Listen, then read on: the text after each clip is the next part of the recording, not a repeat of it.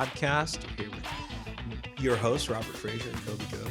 It's great to be together again. Same shirt again. Same shirt again. Jeez. This is my shirt. I'm wearing the same shirt too. We're efficient. We're time blocking. Absolutely. Time blocking for efficiency. Welcome back. Last time we talked, we've talked about property management, which was really fascinating. And we talked about how do we structure and work through the real estate process to protect our investment and also gain leverage for, improving each deal as we go through. Today we're going to be talking. About what do we say we're going to talk about? Edit this out. Best and highest use. Yes. That's what we were talking about. Best and highest use. That's right. So yes. when we approach properties, mm-hmm. Corby, what are you looking at for opportunity when you see something come across MLS or off market? How do you look at a property? What's the mental image you're working on? Well, a lot of it depends on who's the consumer. Who are we looking for? What is the client looking for? But we're always looking for value add opportunities. And conventional thinking says value add is I buy an ugly house, I clean it up, and it's worth more money. We buy ugly houses. Yes. I got signs everywhere. That's right. So you buy an ugly house and it's worth more money, and then that equity in that property gives you options. You can sell it and you can make money. You can rent it out and make money. You could leverage against that equity and put that money into a different investment. So there's a lot of different ways that you might look at a property and decide if there's opportunity. But one of the ways that we'll look at a property, if we have a client that's interested and has the means, is looking at the highest and best use of the property. And that means, could you do something else with this property other than the way it's being used now to produce better income and provide better value to the community? Yeah, there's a fixed mindset that says when I approach a property, I have to receive it as it is. It's a single family home that is set on a quarter acre, and it'll always be what it is because it's too difficult to turn it into something else. That's kind of a fixed mindset. What we're saying is shift that and ask, what could possibly be true about this property? Whether it's a duplex, a redevelopment, maybe adding an ADU, maybe adding another story, maybe looking at it as a multi-room rental. Like we've done some alternative types of rentals where you rent out rooms individually. Those can be very lucrative. Mm-hmm. Like you can rent a room out for $900 in our market even. Mm-hmm. And at times, if you have 4 or 5 rooms, all of a sudden a house that would have, as a single family home, been $2,000 all of a sudden is $4,500 of revenue. Yeah. Those sorts of opportunities. Yeah. So let's talk about when you're looking at those properties, where do you see opportunity where most people are missing it? Well, for one, we talked a little bit in the last episode. One of the simplest things is this property laid out in such a way that we could create 2 units without having to do a ton of work and permitting.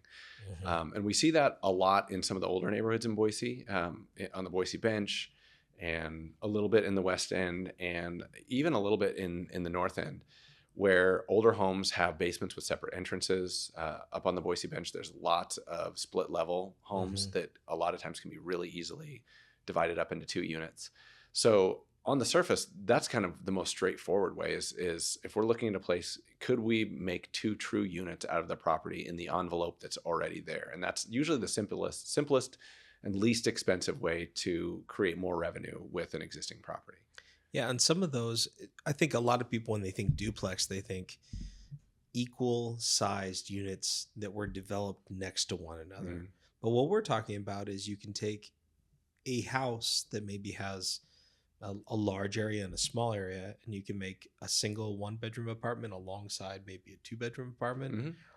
You can look at it and say, you know what, I want to create a mother-in-law suite that's focused on, I'm going to house hack this individual. I'm going to live on with the 2 bedrooms on one side, and I'm going to create it doesn't even have to be a bedroom suite. It can be a true a studio suite mm-hmm. that doesn't have a bedroom, and maybe it's 500 square feet, 400 square feet, but it's a spacious studio apartment that can rent for maybe $900, $1,000. And that, helps you house hack, something like that. Yeah. So when you approach a project like that, what sort of research are you looking at for highest and best use? Well, So we do a lot of work in Boise, and Boise actually has done a really great job of publishing all of the zoning codes and the regulations that go with that. There's varying levels of transparency and struggles with some of the other municipalities in our market. We're looking at you, Canyon County. I wasn't going to name names, but no, that's it. I don't want you coming at me, but we're looking at you. But the city of Boise has been very clear about what they will allow in certain zoning codes, and they've also been pretty clear that they're open to being flexible about the use of properties. And so beyond just what the zoning code says you can do, there's also other options. Like, just because something's zoned a certain way doesn't mean it has to be that way forever. There's a potential, and I wouldn't necessarily encourage people to go out and buy properties assuming they can get it rezoned. But if you're looking at a property and there's different types of properties all around it that maybe could produce better income or be a better fit for that neighborhood, and this one property you're looking at is unique, you might call the city planning department and say, hey, I'm looking at this specific address. Would you be open to a discussion around changing its use? And you might get surprised. Yeah, and in Boise and in most municipalities that have a planning and zoning department in-house, you can get a hold of somebody sometimes same day, most of the time within the week, and they'll let you know their analysis of the project. They'll take a look at it. We've been working on a project that's 1.3 acres, and it's a manufactured home on a large piece of land. It's zoned R1C, and we went to the city and said, everything around it is zoned MX1. Will you allow us to get this multi-use kind of conditional use or rezoned? And they said, actually, we think that's a great idea. So sometimes you get really surprised when your municipality says that they're really positive towards housing, or they're positive towards types of projects that are like in that area. They're hoping that we'll create something that draws people into the neighborhood and creates some walkability in the West Boise area that isn't real walkable. And so, yeah, I love looking at it and going, what could it be? Like imagining the larger the piece of land, the more your fantasy can kind of go wild. But even in Boise now, with above, if you go, it's 0.19, I think is the smallest you can do, up to a 4 unit, right? Is that the number, 0.19 or 0.20 acres? It depends on the zoning, but I don't remember the number off the top of my head. Yeah. So but within Boise, you can do, by right, can do duplexes. And if you do a 3-plex, then one of those units has to be affordable long-term. And if you do 4 units, 2 of those units have to be affordable. You're talking about the highest density with the overlay of having affordable housing built in there. Which is pretty stunning, because you used to have to fight for any sort of additional units you wanted. You'd have to say, okay, here's how we're going to do it. And you go through a neighborhood meeting to get permission for that conditional use. It was a pain. Well, and it used to be in Boise, up until they changed the zoning code, that you had to have well over half an acre to even be considered for a 4-plex. And now even the lowest general density R1, with a couple of exceptions, by right, you only need 1/3 of an acre to do that. Which is pretty amazing. You can find, especially in older neighborhoods in Boise, there's a lot of 1/3-acre lots that are underutilized, across the board. And you look at a single family home that maybe it goes for $500,000 or $600,000 with 1/3 of an acre. And we're looking at it going, well, if I put 2 or 3 more units on it, and we sell those condoized, or we sell them as a 3 or 4-plex, we're creating $100,000, $200,000 of equity up front. Those sorts of deals make a lot more sense for us. Well, one thing I love about the city of Boise itself, as far as like planning and zoning, is they have the planning desk in City Hall. They don't take appointments. You literally can just show up whenever you want, and you get to sit down with the next available planner and ask them questions. And so it's really kind of a fun thing. If you're learning and trying to analyze deals, you can go down to the planning desk and sit down and say, hey, I'm looking at this property. I learned this from you. One of the best questions you can ask is, what can I do with this? Not say, can I do this, but what can I do? Yeah. Make them kind of give you the possibilities. Sure. Yeah. But I mean, just going down there and sitting down with them and walking through, they'll enlighten you to some of the nuances in zoning that you might not think of. They'll talk about the setbacks are required for that specific zoning code, the parking requirements, a lot of little details that aren't necessarily obvious when you're just looking at something like that. But I want to say this with the caveat that the people who work at the planning desk, their job is to look at everything generally in black and white. And so just because you get a no, or I don't think that's possible, that's not the end all be all. It's one person's opinion, and Mhm. I wouldn't necessarily use that to make or break the deal, but it can kind of open up your eyes to the possibilities. Yeah. I was talking to another developer last week, and what he told me was that they got rejected by city staff. And then he was talking with one of the city council members. And the city council member said, don't let the staff say no. Take that to us and see, because we like those kind of projects. That's frustrating because you put a lot of time and effort into an application to move something into a rezone or a conditional use permit, and you aren't sure what's going to happen. What they're signaling to us at the city level is the city council, the mayor want more housing. And so they're willing to be flexible. Now, they did this big rezone last year, and they're saying just do stuff within the zoning. But if it's useful and if it's a good project, bring it to us. So there's some mixed signals. But the staff isn't the end. If the planner says we don't want to do that, or you can't do that by right, that's not the end of the road. Sometimes you can kind of push forward and see what's available. But there's some political risk. Sure. Yeah, Those are definitely higher risk situations, and you depending on your experience and resources and risk tolerance, probably want to do more due diligence up front than on the back end of those types of deals. But let's say it's a 10-acre parcel, and you're going from an R2, which is 4 units an acre, to an R1C, which is 12 units an acre. As a developer, you say that's worth the fight. Yeah. Because if you get it, that piece of land almost doubles or triples in value, because you're going, oh gosh, we can turn this into, let's say, 90 units instead of 40 units every day of the week. That's great math. Sure. From a financial perspective. Well, even on a smaller scale, with the zoning code being changed in Boise and the density being increased, there's a lot of opportunities just for people to house hack and potentially split a lot or do lot improvements and almost get a house or even a lot at no cost. It's really interesting if you start sitting down and looking at land costs and the cost of an improved lot or a lot with a home on it, that if you buy, let's say, a 2,000 square foot home on a 1/4 acre in Boise and split off another lot, and now you have two, say, 1/8 acre lots side by side, that you could sell that 1/8 acre lot off for probably well over $100,000. And the home that you're living in that has half the size lot now has really not lost much value. Yeah, because the usage of the home itself is most of the value. Yep. And having any kind of land under it is the value, Yeah. not necessarily the size. Yeah. I know several investors in town that all they're doing right now is buying homes on big lots, fixing those up, splitting it off, but building a house on the second lot and selling it. And the profits on that are fantastic right now. Yeah, you can make $200,000-$300,000 because your cost for the land is low. Yep. Yeah, there's a great little business to be had. As well, what Boise has done under their new zoning code is you can have an ADU. Every home can have an ADU if it can fit the setback rules. An ADU is an accessory dwelling unit, which is like a small apartment, or it can be built above your garage. It can be built as a second unit onto the back of your home, or it can be a separate building up to, I think it's 900 square feet. Yeah. It can be a basement also. Oh, it can be basement. So that creates all sorts of opportunity.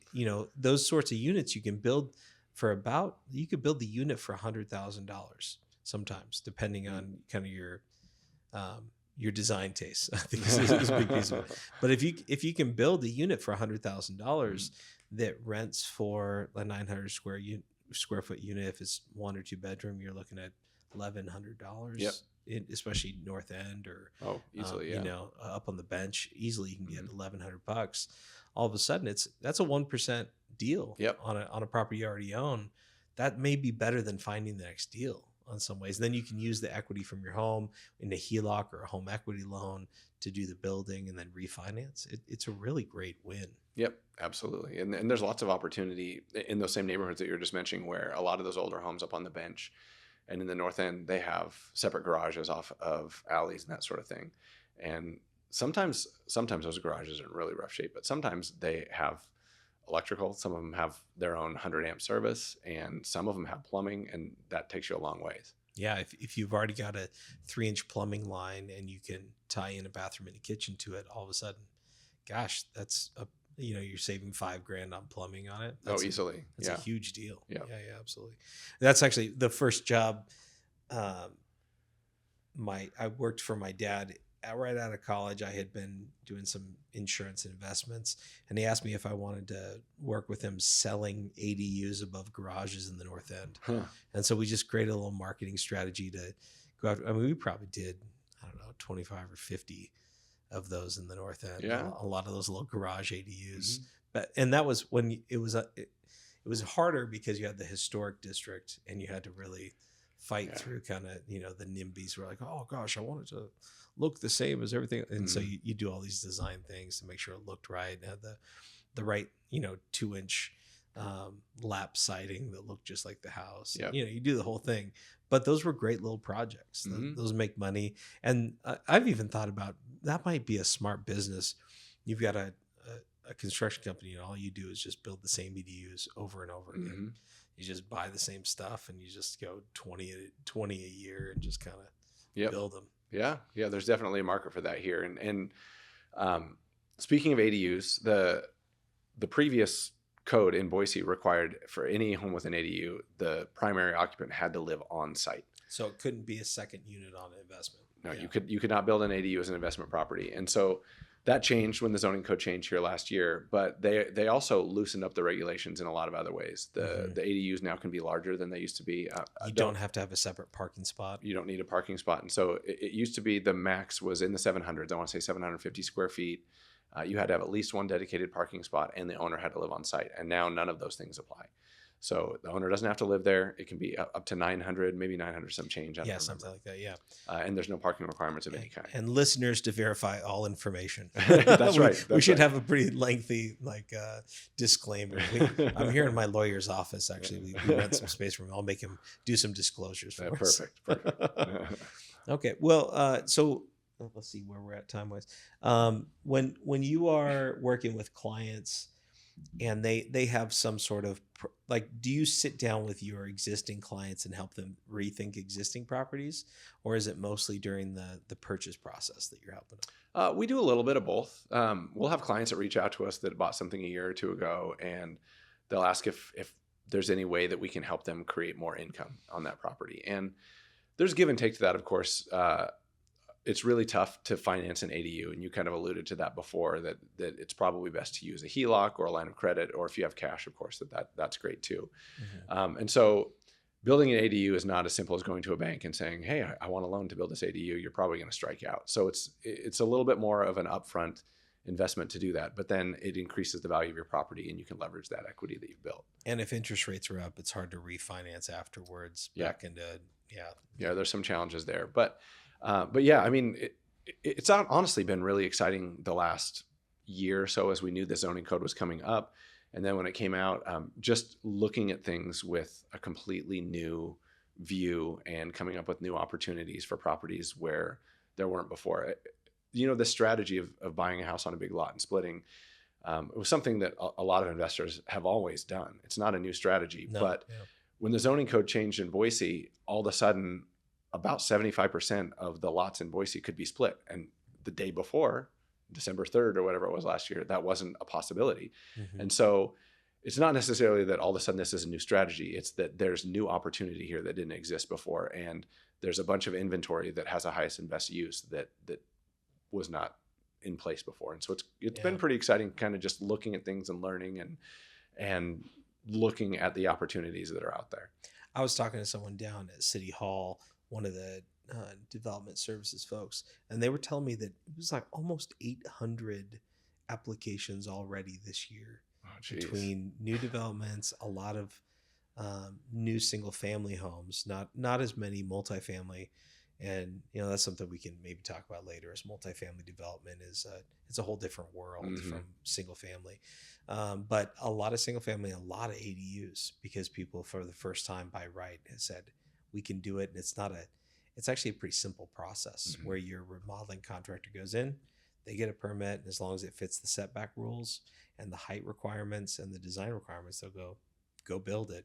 And so you can go from nothing to having it in place maybe in 4 or 6 months, which is pretty awesome. Yeah. It's hard to build any other unit of housing that quickly. Oh yeah, and I've met a few contractors that were doing just fine before with remodels and maybe spec homes and that sort of thing, and they're just doing ADUs now. Yeah, So which is great. there's a lot of people specializing in it that they understand the permitting process with the city and how to get through all that, and like you said, they have a design and materials that they use, and they can knock it out pretty quickly, and have figured out how to mitigate those expenses a little bit and keep costs low. Yeah, yeah.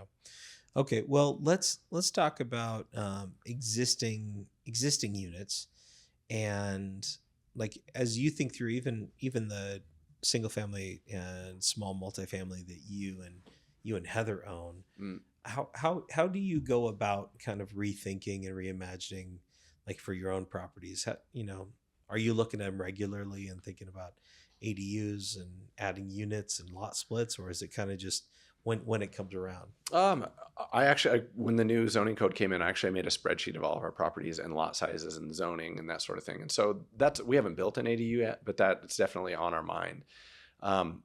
We're honestly, I kind of look at it. It's really important to me to maintain the properties that we have and keep them high quality and keep high quality tenants in there. And so a lot of our investments so far, our capital investments in the properties have been into remodeling and making sure that the houses are clean and they're safe and that they look great and that the landscaping's taken care of. And so that's kind of been our focus, and we still do that as often as we can. But with this new zoning code, we're definitely entertaining the idea of ADUs at a couple of the properties that we've had for a long time. What do you think about garage conversions? Because we've all seen so many properties that they add on maybe an unpermitted carport on the front. They steal the square footage of the garage because it's already covered, and they just put carpet down on concrete. They don't even lift it up and make it nice. Yep. What do you think about that as a value add from a square footage or adding a room? Is that a strategy you recommend to clients? Generally speaking, no. I've seen hundreds of homes with garage conversions, and just to be clear, we're not talking about a standalone garage converting it into an ADU or something like that. No, that's a great idea. Right. An attached garage where somebody turns into a bedroom or a family room or something like that. Yep. I've walked through hundreds of those, and I can think of maybe two that felt right. Yeah. It's almost always a hack job, and it looks terrible. It feels terrible. And honestly, in most cases, I think it actually lowers the value of the property. Not only is that living space not functional or bringing the property up to its highest and best use, like we've been talking about, but a lot of people don't consider the fact that you're losing covered parking space, and there's value and storage. To that. Yes, absolutely. Yeah. And there's a lot of if you have, I guess I'll put it to you this way. A tenant that has a good job, or a prospective tenant that has a good job, good pay, a nice car, and maybe hobbies. Maybe they mountain bike and they've got a really great mountain bike, or they're into kayaking and they've got gear for that. They're not going to rent a house where they have to put all their gear in the backyard or out on in a shed, or if they have to park a nice car on the street or in the driveway. It really limits your tenant pool when you do those sort of things. And I think more often than not, you end up getting a lower quality tenant that is probably going to, in the long run, cost you more than you would have ever possibly made by adding that square footage. I agree.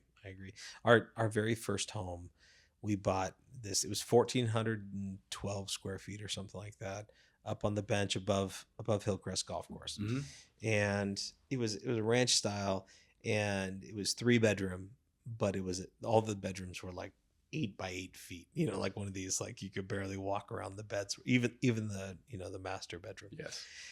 And it was a tiny little house, but it had 2 living spaces. But one of those living spaces was a converted single car garage. Oh, nice. And so it was a useful space, especially when we were entertaining. But it was weird because you step down into it.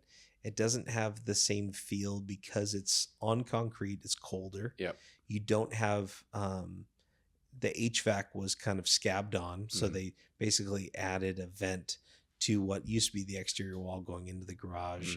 And if it's sitting mid-wall, if it's heat, it rises above and your feet stay cold when it needs heat because it's concrete.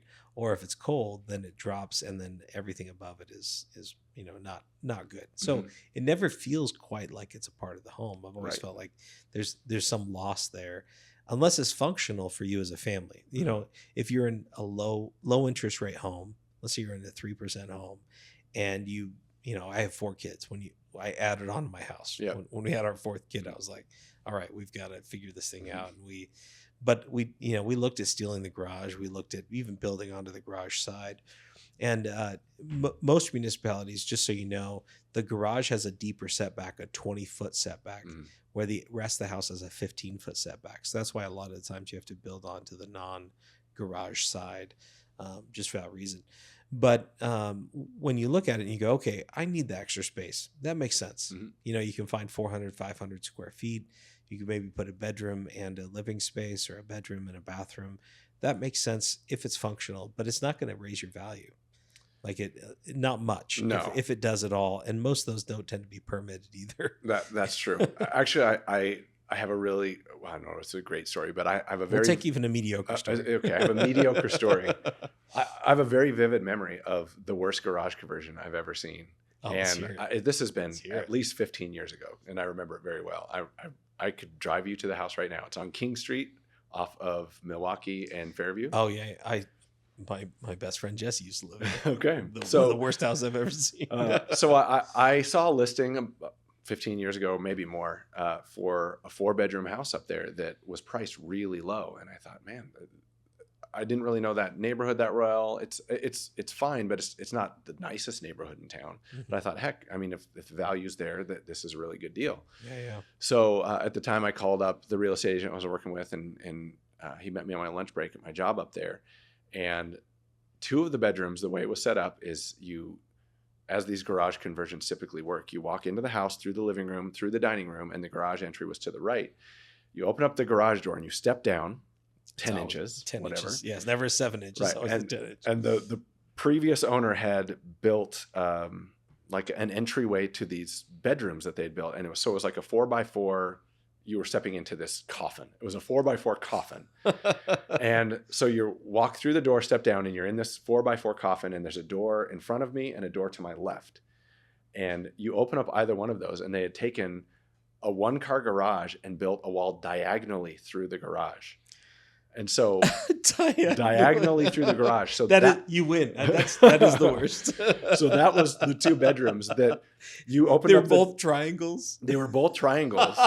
And the longest side was this 1-car garage door, which I think the width of a garage door is about 7 feet. And so at the widest, each one of these rooms was about 7.5 feet. And it had a diagonal wall. You probably could have put a twin bed on one side, but you wouldn't even be able to walk around it. Oh, yeah. It was unbelievable.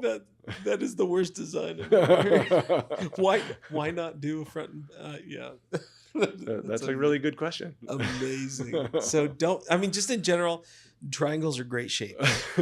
I love triangles. Unless we're talking about pyramid schemes or bedrooms. Like that's when triangles themselves are not great shapes. Oh, well, that was great, man. You need to bring more good stuff like that to the show. I should make some notes and kind of think back through. I've seen a lot of stuff. I know. Well, that's the best part about real estate. You see crazy stuff. Yeah. You see people's lives. Well, that's the end of our 3rd episode. Thanks so much for diving in. Yeah, it's fun. Next one, I want to talk about how do we work through a pro forma in analyzing a single family home. So, what do we make sense of? What are the things to keep track of? And where do you get your data? Like, I want to talk about how do we do rentals and think about, we'll talk about it. So, yeah. All right. Sounds good. All right. See you next time. Episode 3, we'll probably be wearing the same thing. Probably. We'll see what happens. All right. See you next time.